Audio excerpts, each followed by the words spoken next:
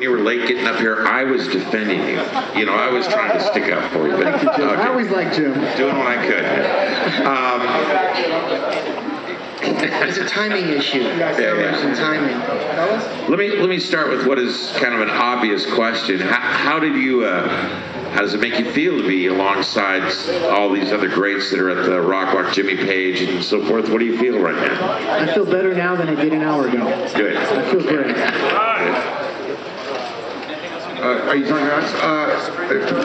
It hasn't really hit me. You know what I mean? I mean, these are guys that I grew up listening to and trying to emulate, and I learned every nuance that I could about their playing and their styles, and certainly they've become an integral part in helping me develop my own style. And, you know, and including the guys sitting beside me here. I mean, I was telling Perry yesterday that had it not been working for him and his, you know, his mind and his creative process, I wouldn't be the guitar player I am today. So to have these guys and be honored as a band next to some of these guys that have such a huge, profound impact on my life is pretty unbelievable. It's pretty spectacular. And you and I were talking back there, and same thing. You know, you talked about when you got your star, and you keep waiting for someone to tell you, "Just kidding." And I identify with that because it does seem too good to be true. Yeah. What I love about the day is when I stop and I think about all the really young kids, and I think about you, and I think about you walking out of here with your new equipment back in the early 80s, and nobody knew, and they're doing it every day. Like, nobody knows. Some kid's walking out of here with a box, and he's loading it into his car, and his car's a crappy ass car, taking it back to his apartment. But you never know, they'll turn it around, man, and one day they're gonna make music for the rest of the world to just love and remember and get married to, have children to, and party in the summer to.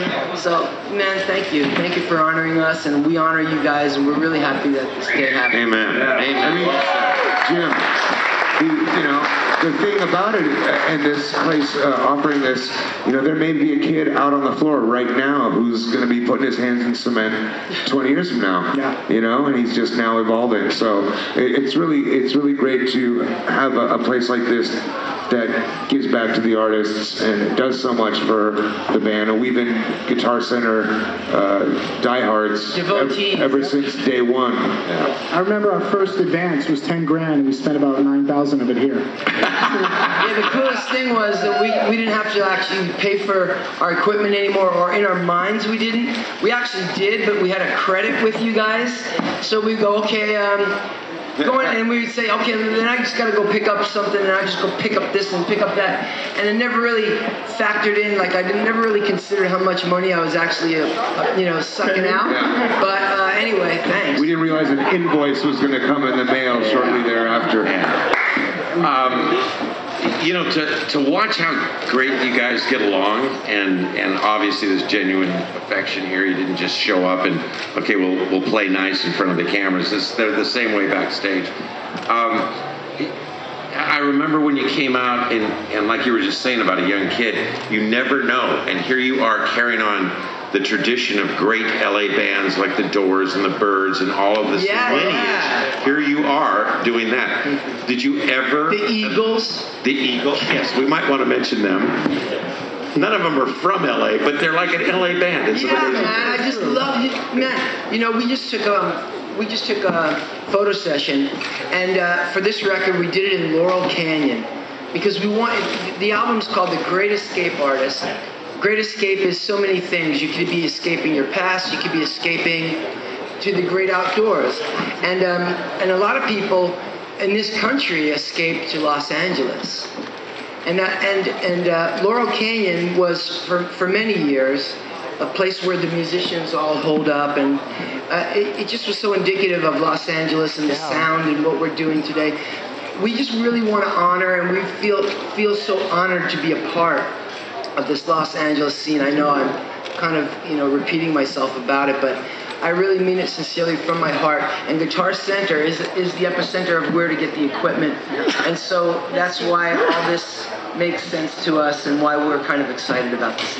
And they treat a young unknown musician with respect. They don't walk in and, and they can tell the guy's starting out and so forth, but they get respect. Well, there was one guy on the floor that was kind of showing up, this young artist. He was like showing his riffs off, and it kind of pissed me off. I don't know what his name is, but I'm going to point him out later. Okay, good. Let's embarrass him. Yeah, let's drag him up here. You were just talking about the new album. And you said, there's an interesting quote, and you said that it was written like a modern band would write. What do you mean by that?